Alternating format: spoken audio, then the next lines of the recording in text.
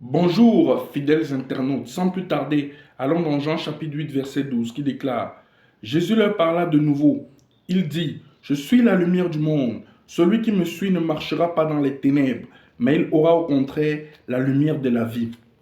Celui qui suit le Seigneur Jésus-Christ a la lumière de la vie en lui. Il a la lumière divine en lui.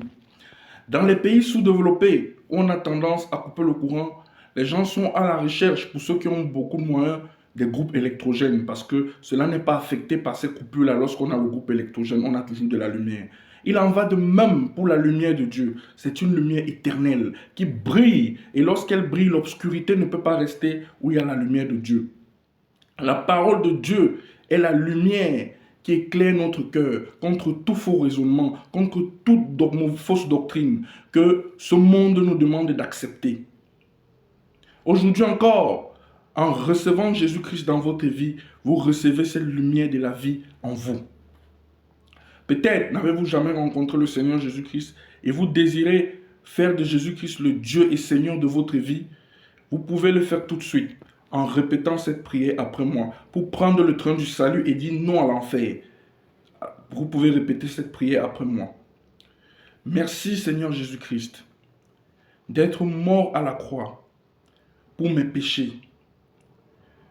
Pardonne-moi de tous mes péchés. Lave-moi par ton sang précieux. Je te reconnais aujourd'hui comme mon Dieu et mon Seigneur, comme mon sauveur personnel. Permets-moi de marcher en nouveauté de vie.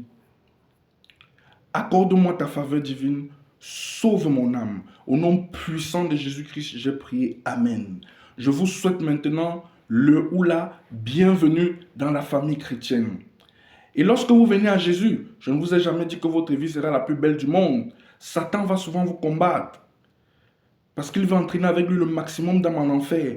Mais Jésus-Christ, lui, veut sauver votre âme. Ne l'oubliez jamais. Et vous amener dans son royaume de joie et de bonheur. Dans votre marche chrétienne, il peut vous arriver de chuter. Mais le Saint-Esprit vous relèvera toujours. Et commencez à lire la parole de Dieu dans le Nouveau Testament, dans le livre de Matthieu, ou dans le livre de Jean, ou dans le livre de Luc, ou dans le livre de Marc. Les 4 évangiles du Nouveau Testament. Que Dieu vous bénisse tous et toutes. Très bonne semaine à vous. Shalom.